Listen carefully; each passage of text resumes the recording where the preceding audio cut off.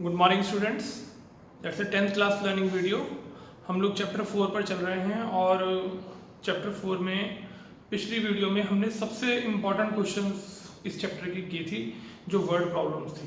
ठीक है, आज जो हम 4 वर्ड प्रॉब्लम करने जा रहे हैं ये भी पिछली वीडियो की वर्ड प्रॉब्लम की तरह मोस्ट इम्पॉर्टेंट हैं। तो इन क्वेश्चंस को हम लोग ध्यान से सुनते भी हैं और पढ़ते भी हैं। ठीक है, तो अभी मैं 4.3 का आपके सामने आज क्वेश्चन नंबर 9 पढ़ने जा रहा हूँ। यही एक ऐसा क्वेश्चन है जो इस एक्सरसाइज के अंदर रह गया है। तो 4.3 का हम लोग क्वेश्चन नंबर 9 पढ़ रहे हैं। इसके बाद हम लोग 3 एग्जाम्पल्स भी करेंगे। तो 9th क्वेश्चन को रीडिंग करते हैं क्या लिखा हुआ है। मैं नंबर डाल रहा हूँ इसका, एक्सरसाइज 4.3 और क्वेश्चन नंबर 9। ठीक है, आइए ध्यान से पढ़ते हैं। मोस्ट इंपॉर्टेंट है, कोई साल ऐसा नहीं किया कि बोर्ड ने इस क्वेश्चन को किसी न किसी सेट में अपने पास नहीं दिया। आइए, 2 water taps together can fill a tank in 9 whole 3/8 hours. क्या मतलब हुआ कि 2 टंकियों को अगर एक साथ खोल दिया जाए तो वो एक टैंक को भरने में 9 होल 3/8 आवर्स का टाइम लेते हैं, यानी कि 75/8। ठीक है, The tap of larger diameter take 10 hours less than the smaller one to fill the tank separately। अगर ये दोनों टंकियां किसी टैंक को अलग अलग फिल करती हैं तो 2 तरह की टंकियां हैं, एक वो जिसका डायमीटर लार्जर है, जिसका बड़ा मुंह है, और एक वो छोटी टंकी है जिसका डायमीटर छोटा है। कह रहा है कि बताइए अगर दोनों टंकियां अलग अलग टैंक को फिल करेंगी तो कितना कितना टाइम लेंगी। तो देखिए मैं क्या लिखा हूं। अब देखिए क्वेश्चन में क्या लिखा कि बड़ी टंकी ने छोटी टंकी से 10 घंटे कम लिए। अब जब टंकी बड़ी होगी तो मुंह बड़ा होगा तो पानी भी ज्यादा क्वांटिटी में आएगा तो जल्दी भर जाएगा, यानी कि टाइम कम लगेगा। तो सबसे पहले लिखते हैं let time taken by tap with smaller diameter. ठीक है, कितने घंटे? x hours. Then time taken by tap with larger diameter। बताइए सोचकर कितने घंटे कम लिए? 10 घंटे कम, यानी कि x माइनस 10 आवर्स। ये देखिए ध्यान से समझिए बात को। बड़ी टंकी ने छोटी टंकी से 10 घंटे कम लिए।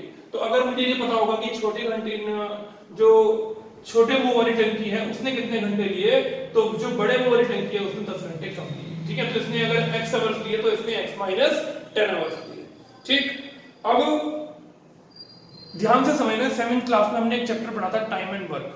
वर्क और टाइम हमेशा एक दूसरे के उल्टे होते हैं। अब देखिए एक लाइन छोड़कर मैं कितनी इंपॉर्टेंट लाइन लिखूंगा। So smaller diameter tap 1 hour work, smaller diameter tap 1 hour work, 1 upon x, larger diameter tap 1 hour work, 1 upon x minus 1। उल्टा कर दिया। ये देखिए ये क्या था? ये था टाइम। एक काम को x घंटे में किया, लेकिन 1 घंटे में कितना काम किया? उल्टा कर दिया। टाइम वर्क हमेशा, देखिए ये टाइम था, देखो टाइम था, अब ये क्या बन गया? अब ये वर्क बन गया। ठीक है, आप मान लिया किसी किताब को पढ़ना शुरू करते हैं और किताब को पढ़ते पढ़ते आपके 30 दिन लग जाते हैं, यानी कि एक किताब पूरी करने में आपने 30 दिन लगा दिए। तो बताइए आपने एक दिन में उस किताब का कितना हिस्सा पढ़ा? आप उस 30 दिन का उल्टा कर दीजिए, 1/30, यानी कि वर्क हमेशा टाइम का उल्टा होता है।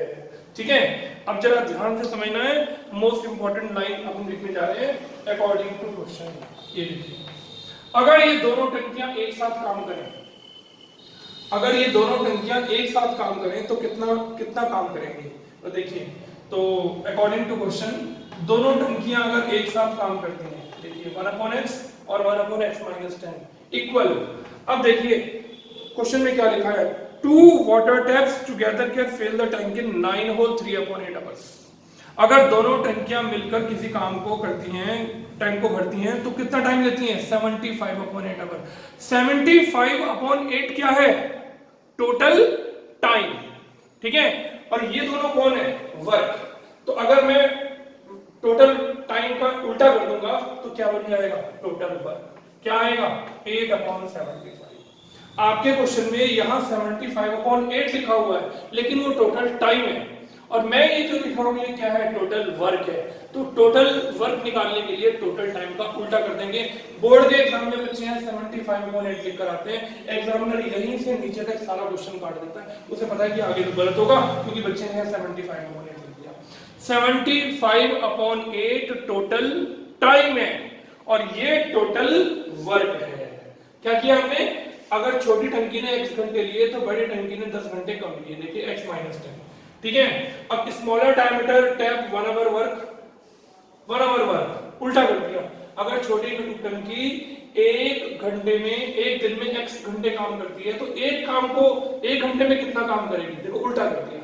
अब ये टोटल वर्क बन गया, तो टोटल वर्क को टोटल वर्क के तो इक्वल रखेंगे, टोटल वर्क को टोटल टाइम के इक्वल तो रखेंगे नहीं, और टोटल वर्क टोटल टाइम का उल्टा हो जाएगा, यानी कि 75/8 का क्या हो जाएगा, 8/75। बस यही क्वेश्चन की बैकबोन थी। आगे तो एलसीएम लेके आप कई बार सॉल्व कर चुके, ये लीजिए x और x - 10, x से x कट गया, x - 10 बच गया, x - 10 कट गया, x बच गया। ये देखिए x में x प्लस किया कितना हो गया, 2x माइनस का 10।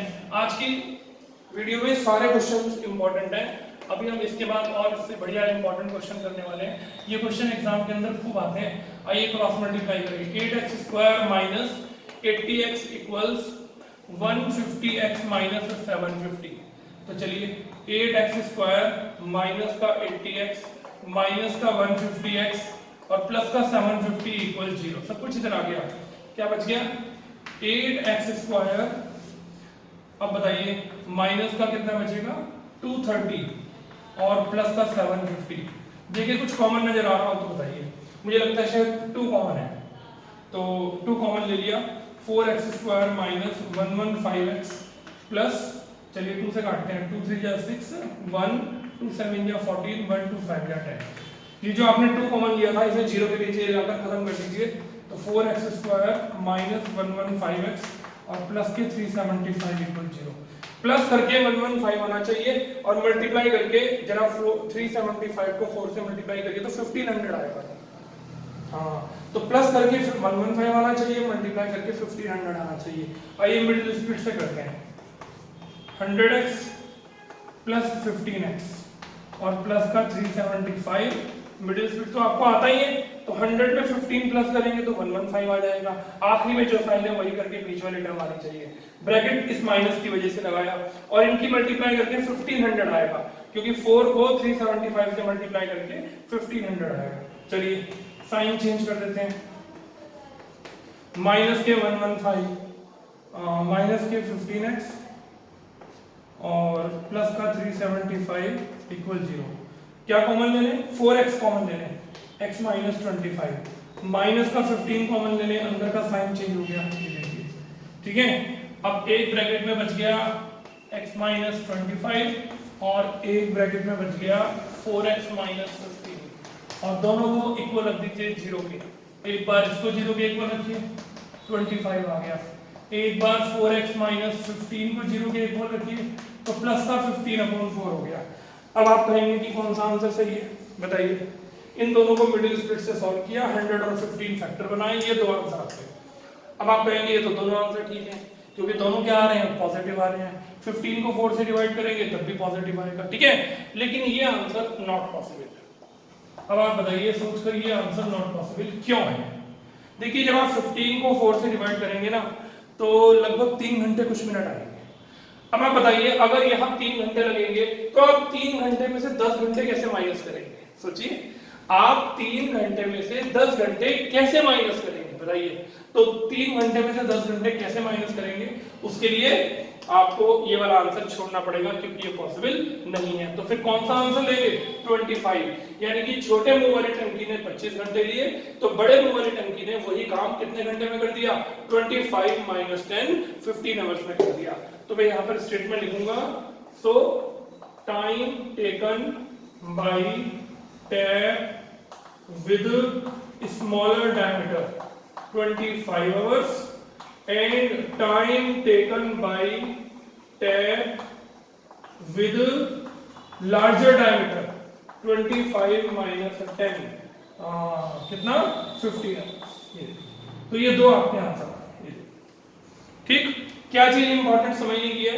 अब कुछ बच्चे सोच रहे होंगे कि इन दोनों को प्लस करके दिए हुए टोटल टाइम के इक्वल क्यों नहीं रख दिया, उससे क्या फायदा होगा? ये तो टोटल टाइम इस चंकी का है, ये इस चंकी का है, तो उससे कुछ फायदा नहीं होगा, ना आपका आंसर आएगा, ना कोई इक्वेशन बनेगी।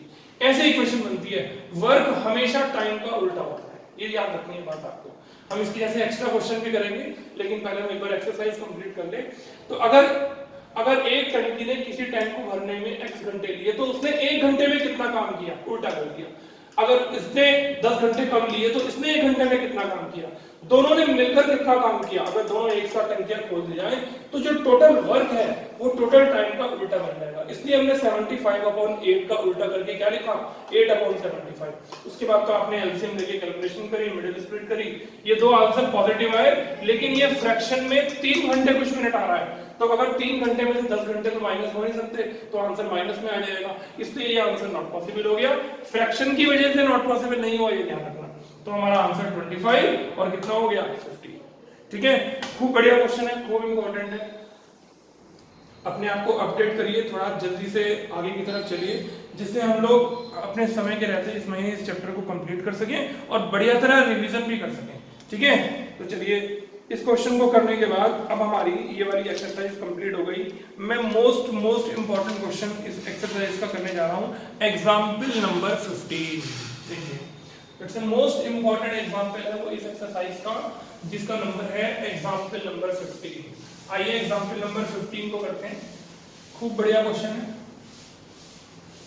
इस वैरायटी का क्वेश्चन आप चैप्टर 3 में लीनियर इक्वेशन इन 2 वेरिएबल्स में भी कर चुके हैं।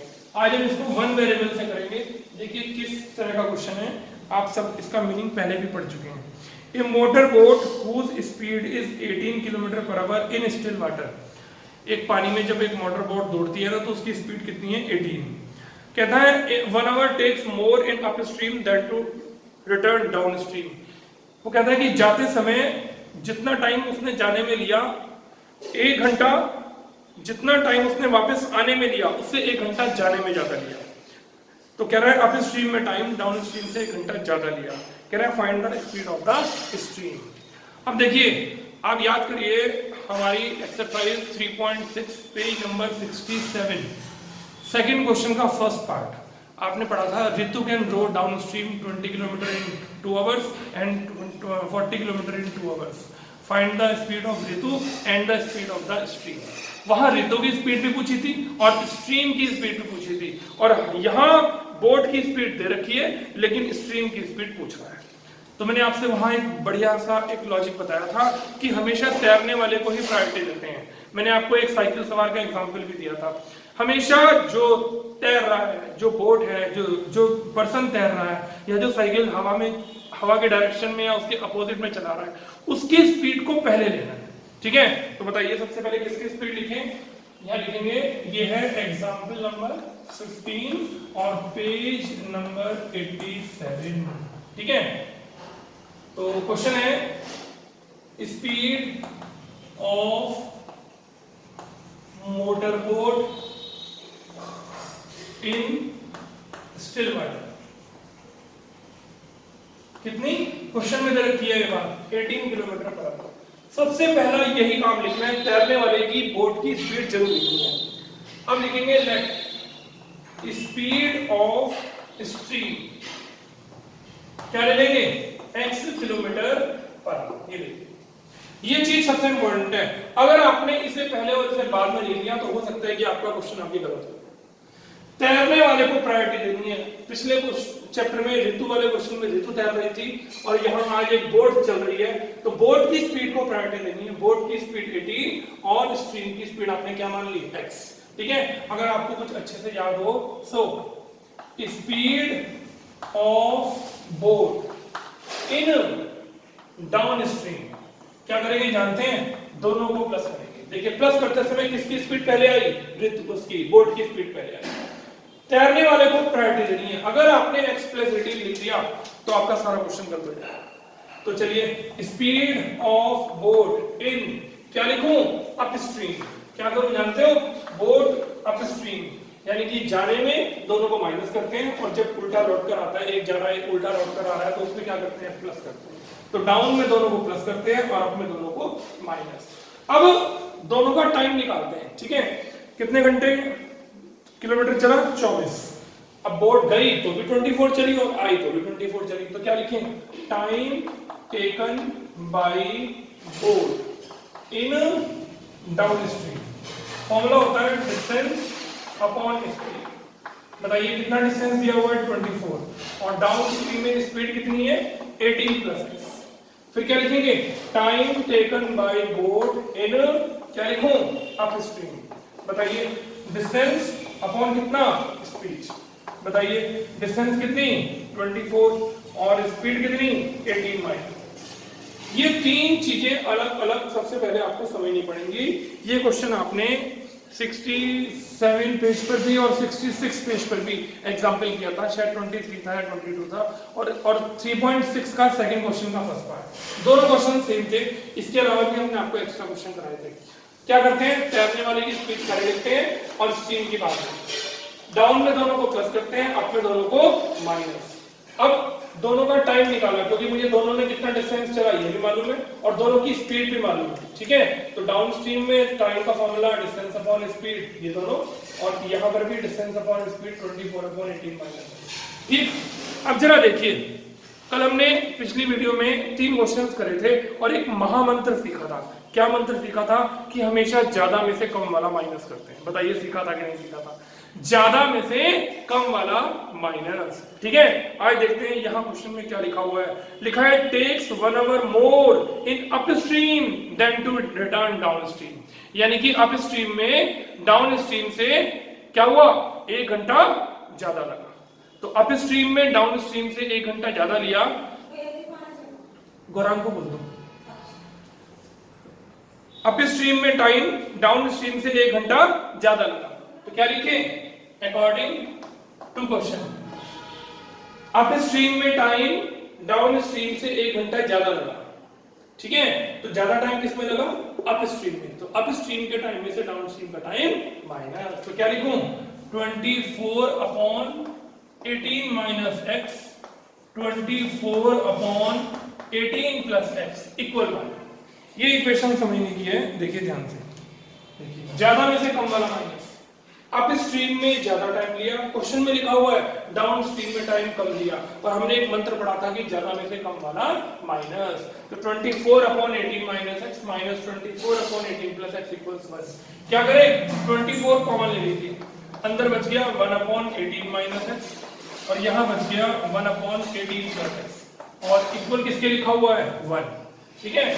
24 एलसीएम ले लेते हैं, एक ब्रैकेट में 18 माइनस x और एक ब्रैकेट में 18 प्लस x। क्या करेंगे, 18 माइनस x में से 18 माइनस x काट देंगे, यहाँ बचेगा 18 प्लस x। माइनस का साइन देखते ही ब्रैकेट लगाएंगे, 18 प्लस x काट देंगे, क्या बचेगा, 18 माइनस x। ये देखिए एलसीएम ले रहे, ये कैंसिल हो गया, इसकी मल्टीप्लाई 1 से करी, बाहर माइनस था तो ब्रैकेट लगा। अब 24 18 plus x minus 18 minus minus plus upon a minus b, a plus b की आइडेंटिटी होती है 18 स्क्वायर माइनस x स्क्वायर। तो 24 18 से 18 कैंसिल हो गया, ये बच गया 2x upon 324 minus x square, और इक्वल किसके, 1, ठीक है। कुछ गड़बड़ तो नहीं हो रही, ठीक है। अब क्रॉस मल्टीप्लाई करते हैं, ऊपर मल्टीप्लाई करके आएगा 48x, और ये आएगा 324 माइनस x स्क्वायर। इसको इधर ले आओ, x स्क्वायर प्लस का 48x माइनस का 324 इक्वल 0। अब 324 के फैक्टर बनाते हैं, जिसे 324 के फैक्टर बनाते हैं, 2 1 जा 2, 2 6 जा 12, 2 2 जा 4, 2 8 जा 16, 2 1 जा 2, 3 27 जा 3 9 जा 3 3 जा, माइनस करके 48 आना चाहिए। 2 जा 4, 3 जा 8, 3 जा 24, 3 3 जा 9, 9 3 जा 27, 2 जा 54, यस। तो फैक्टर हो गए x square plus 54x -6x -324 और इक्वल 0। 54 में से 6 गया 48 और दोनों को मल्टीप्लाई कर दिया आएगा 324। x कॉमन ले लीजिए, x प्लस 54, माइनस का 6 कॉमन ले लीजिए, अंदर का साइन पलट गया। अब देखिए दोनों ब्रैकेट सेम आ गए, x प्लस 54 और x माइनस 6, दोनों को अलग अलग जीरो के इक्वल रखिए। एक बार x प्लस 54 को जीरो के इक्वल रखिए, एक बार x माइनस 6 को। x की वैल्यू -54 आ गई और x की वैल्यू 6। नॉट पॉसिबल, ये पॉसिबल नहीं है। क्यों पॉसिबल नहीं है? क्योंकि स्पीड कभी भी नेगेटिव नहीं होती। तो बताइए x का आंसर क्या आया? 6 आया। x का आंसर 6 आया। देखिए बोर्ड की स्पीड से कम आया, इसलिए हमने बोर्ड की स्पीड को पहले लिया था। बोर्ड की स्पीड में ही स्ट्रीम की स्पीड प्लस करते हैं और बोर्ड की स्पीड में से ही अपस्ट्रीम में क्या करते हैं? माइनस करते हैं।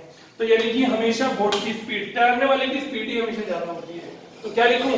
So speed of stream 6 kilometre per hour. बड़ा इंपॉर्टेंट क्वेश्चन आप इस समय इस वीडियो में कर रहे हैं। It's a very good and very important question. Board की स्पीड दी हुई थी, स्ट्रीम की स्पीड को x मान लिया। ध्यान रखना है कि तैरने वाले की स्पीड पहले लिखनी है। डाउन के केस में दोनों को प्लस करना है, अप के केस में दोनों को माइनस करना है।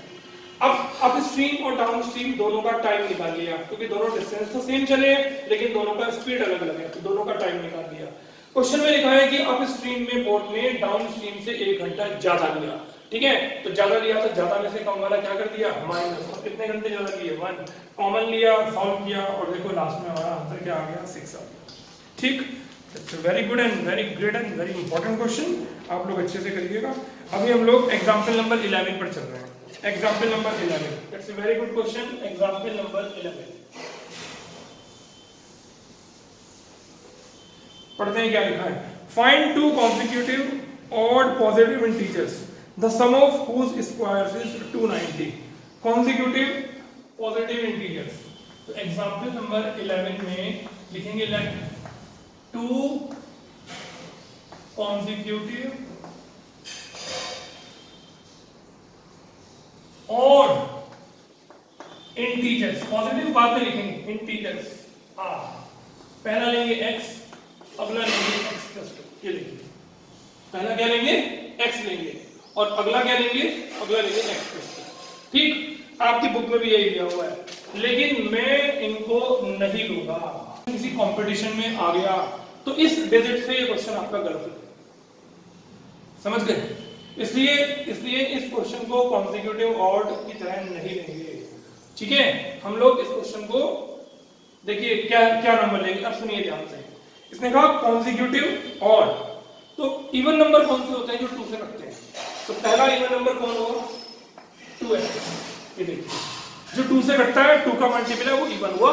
ठीक है, आपका इससे लेने से आंसर आ जाएगा, लेकिन मैं नहीं दे रहा, मैं तो कंपटीशन के अकॉर्डिंग क्वेश्चन कर रहा हूँ। सीबीएसई इस पे नंबर दे देगी, लेकिन यही क्वेश्चन अगर कंपटीशन में आ गया तो जो आपके ऑप्शन में आंसर होगा ना, आपको मिलेगा।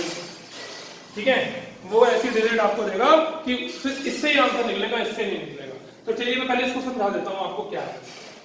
तो इवन नंबर कौन से होते हैं? जो 2 के मल्टीपल होते हैं। तो ये 2 का मल्टीपल है। अब अपने मन में कोई भी इवन नंबर छाट लीजिए। मान लिया आपने इवन नंबर छाटा 4, तो बताइए 4 अगर इवन नंबर है तो अगला ऑड नंबर क्या होगा? 5। 4 से 5 लाने में आपको क्या करना पड़ा? 1 प्लस करना पड़ा। तो अगर 2 का मल्टीपल इवन है तो 1 प्लस करने से क्या होगा? 1 प्लस करने से ऑड हो जाएगा।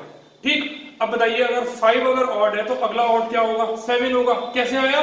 2 प्लस करके। तो इसमें 2 प्लस कर लीजिए, 2x प्लस 3। ये देखिए, तो 2 consecutive odd integers are 2x plus 1 और 2x plus 3। 2x 2 का मल्टीपल है, इसलिए इवन है। ठीक है, इवन में 1 प्लस किया तो ऑड बन गया। ऑड के बाद अगला ऑड कब आएगा? जब मैं इसमें 2 प्लस कर दूंगा। अब बताइए अकॉर्डिंग टू क्वेश्चन क्या लिखा हुआ है? इन दोनों के स्क्वायर का सम।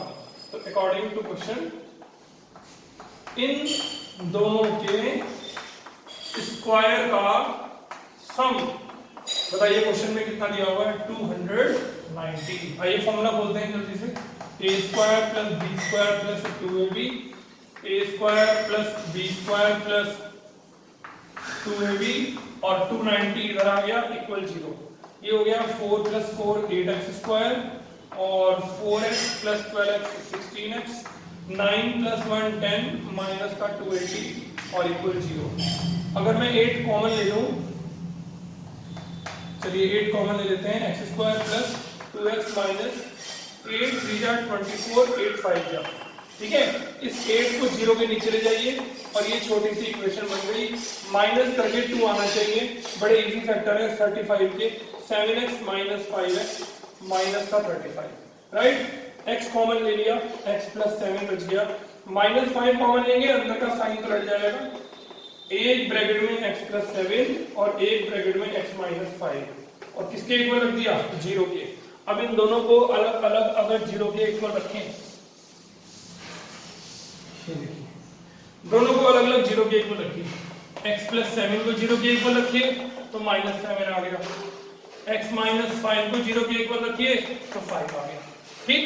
अब ये दोनों आंसर x के आ रहे हैं। अब उसने कौन सा आंसर पूछे, जरा क्वेश्चन में देखिए, उसने पूछा पॉजिटिव इंटीजर, तो इसे लिख देंगे not possible. So required 2 consecutive positive odd integers are, पहला 2x plus 1 तो 2 into 5 plus 1 5 to 10 plus 1 11, अगला 2x plus 3 2 into 5 plus 3 10 plus 3 कितना 13, 11 का स्क्वायर 121, 13 का स्क्वायर 169, इन दोनों के स्क्वायर को प्लस करके देख लीजिए 290 आ। तो असली में तो यही क्वेश्चन है, इससे भी काम चल जाएगा, आंसर आ जाएगा, लेकिन कंपटीशन में ये डिजिट फेल हो जाएगा।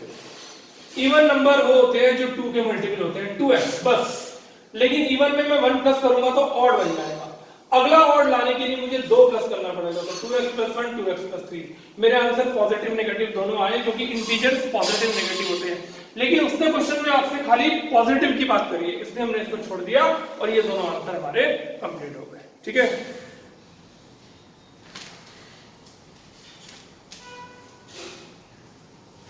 अब हमारा है एग्जाम्पल नंबर 12। चलिए एग्जाम्पल नंबर 12 भी कर लेते हैं फटाफट, जिससे खूब बढ़िया काम हो जाए। एग्जाम्पल नंबर 12, फिर हमारी वर्ड प्रॉब्लम कंप्लीट हो जाएंगी और पेज नंबर 84 पढ़िए क्या लिखा है। एक रेक्टेंगुलर पार्क है जिसकी ब्रेथ 3 मीटर लेस है लेंथ से। तो पहले एक रेक्टेंगुलर पार्क बनाते हैं, क्या लिखा हुआ है, ब्रेथ लेंथ से 3 मीटर कम है, अगर लेंथ को x ले लेंगे तो ब्रेथ हो जाएगी x माइनस 3। इसका एरिया 4 मीटर स्क्वायर मोर है then the area of the park already made in the shape of isosceles triangle on the base of the breadth. Rectangular park के base पर एक आइसोस्केलिस पार्क ट्रायंगल फॉर्म में और बना हुआ है P के आर, इसका नाम लिख दिया ए ए बी, ये देखिए, ठीक। इसका ऑल्टीट्यूड दिया हुआ है 12, अगर ये x माइनस 3 है तो सामने ये भी कितना होगा x माइनस 3 होगा, ठीक है। अब वो कह रहा है कि रेक्टेंगल का एरिया ट्राइंगल के एरिया से 4 मीटर स्क्वायर ज्यादा है, तो पहले सबसे पहले क्या लिखते हैं, let length of rectangle x metre, then breadth of rectangle 3 कम कर दिया, एरिया का फॉर्मूला होता है length multiply breadth, x multiply x minus 3 कितना हो गया x स्क्वायर माइनस 3x। अब area of triangle P Q R निकालते हैं, फॉर्मूला होता है half into base into height, base बताइए कितना है x माइनस 3 और हाइट कितनी दी हुई है क्वेश्चन में 12, ये कट गया, अंदर मल्टीप्लाई कर दी 6x माइनस 18, ठीक। अब अकॉर्डिंग टू क्वेश्चन बताइए क्या क्वेश्चन में दिया हुआ है कि रेक्टेंगल का area of rectangle area of triangle से ज्यादा है, कितना ज्यादा है 4। मैंने आपसे कहा था ना जिसका एरिया ज्यादा है उसमें से कम वाला माइनस, तो किसका एरिया ज्यादा है, रेक्टेंगल का एरिया ज्यादा है, कितना ज्यादा है 4 ज्यादा है, तो माइनस कर दिया। रेक्टेंगल का एरिया कितना आया था x square minus 3x, minus का साइन, ट्राइंगल के एरिया को ब्रैकेट में लिखेंगे 6x माइनस 18, चलिए ये हो गया x square minus 3x minus 6x plus का 18 माइनस का 4। अब बताइए क्या इक्वेशन बन गई, x स्क्वायर माइनस 9x और प्लस का 14। ऐसे नंबर जिनको प्लस करके 9 आए और मल्टीप्लाई करके 14 आए, 7x प्लस 2x, ठीक है, तो x square minus 7x minus का 2x प्लस का 14 इक्वल 0। x कॉमन ले लीजिए, x माइनस 7 माइनस का 2 कॉमन ले लीजिए, एक ब्रैकेट में x माइनस 7 और एक ब्रैकेट में x माइनस 2। तो बताइए x के दो आंसर आ गए 7 और x का आंसर आ गया 2। अगर मैं 2 लूंगा तो 2 में से 3 माइनस नहीं होगा, तो ये नॉट पॉसिबल हो गया। ठीक, तो बताइए कौन सा आंसर फाइनल हुआ? 7। 7 किसको लेकर चले थे आप? लेंथ को। तो बताइए लेंथ कितनी हो गई? 7 मीटर, और ब्रेथ बताइए 3 कम कर दीजिए कितने मीटर? 4 मीटर। ठीक है, देखिए हमारे पास ये पूरा महीना खाली है और सब्जेक्ट से हमें रिलैक्स मिला हुआ है, तो हम थोड़ा थोड़ा मैथ्स पढ़ रहे हैं। किसी वीडियो में 4 क्वेश्चन, किसी वीडियो में 3 क्वेश्चन, किसी वीडियो में रिवीजन, किसी वीडियो में हम लोग एक्स्ट्रा क्वेश्चंस। तो इसलिए आप थोड़ा थोड़ा काम कीजिए, एक एक दिन छोड़कर भी हम आपको वीडियो भेज सकते हैं, डेली भी थोड़ा थोड़ा भेज सकते हैं। तो घबराइए मत, अच्छे से वर्क कीजिए और हमारे साथ चलिए, आपका मैथ्स बहुत बढ़िया हो जाएगा। बस दोनों हाथ से ताली बजनी चाहिए, हम पढ़ाएं आप भी पढ़ें। तो अपने आप को अपडेट करिए और जल्दी से 4.3 तक सारा काम कंप्लीट कर लीजिए, क्योंकि 4.4 अपने आप में गजब एक्सरसाइज है और खूब अच्छे अच्छे एक्स्ट्रा क्वेश्चंस भी उसमें हैं जो एग्जाम के अंदर आते हैं और इस साल आए भी हैं। तो मेरी सभी बच्चों से रिक्वेस्ट है कि 4.3 तक आज शाम तक अपने आप को अपडेट कर लीजिए, फिर मैं कुछ लाइव क्लासेस भी आपके लेकर आपको अच्छे से पढ़ाऊंगा। ठीक है, thank you very much, God bless you, have a good day.